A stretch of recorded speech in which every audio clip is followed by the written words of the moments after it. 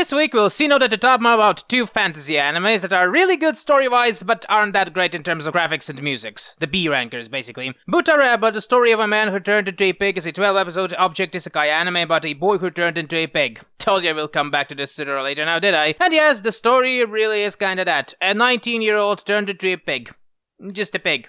No powers or anything, and he was found by a girl that was a Yethma, a race of magical girls that can use telepathy and thus can understand Mr. Pig. The girl is going to become an adult now, and so as tradition she has to travel all the way to the royal capital for reasons not really explained. And Mr. Pig has to escort her now because the king of this land is a mage who can make him not be pig, which is generally a good thing. And the whole story is about their fun little adventure to the capital while they bond and share funny moments together. Oh, and there's also a bunch of Yethma hunters who are hunting her with the explicit goal of cutting out her organs and graft her bones into weapons. Yeah, it's one of those animes where shit's getting bleak real fucking fast, and the whole story is sprinkled with detailed and interesting world building that is actually valuable for understanding what is going on and is used for that purpose by the hero. It checks everything I want to see in an isekai story, and the object gimmick is also used to full advantage here, for better or worse. The show's biggest flaw is the graphics that degrade with every episode, but if you're willing to ignore that, it's a pretty decent fantasy story. Meanwhile, My Daughter Left the Nest and Returned as a S-rank Adventure is a 13-episode fantasy anime about a hairy dad that got himself an adopted daughter who may or may not be a demon lord, and in a predictably Japanese fashion, the story and their relationship can be summed up by this image. Angie loves her dad and wants to come visit him, but she is an S-rank adventurer, so she can't visit home. Shenanigans ensue. And, well, as far as the dad animes go, it's not that bad either. Bit generic for my taste, but generic doesn't mean bad. It just means that I've seen similar stuff before. The whole story feels and plays out very nice, with a lot of time dedicated to old people and people in midlife crisis, proving to themselves that they're still in top shape.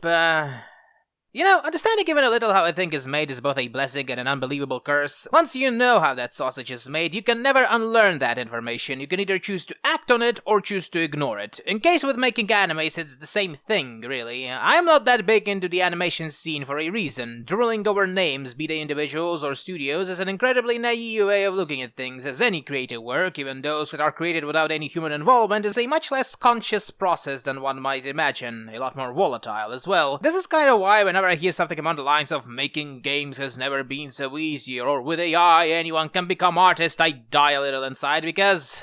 no.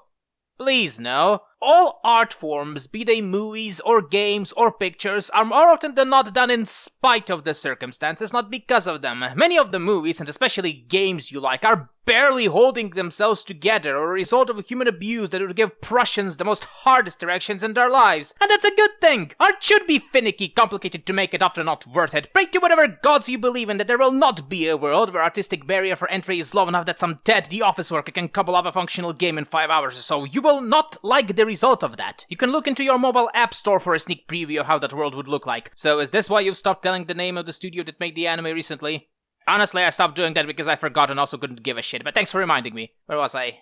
Ah, that's right. My Daughter Left the Nest, but boy howdy does she want to return to it, is a slightly generic anime with a generic premise and a generic execution. Can't really find it to be that bad though, outside of mediocre graphics, so I'm sure some people will like it enough.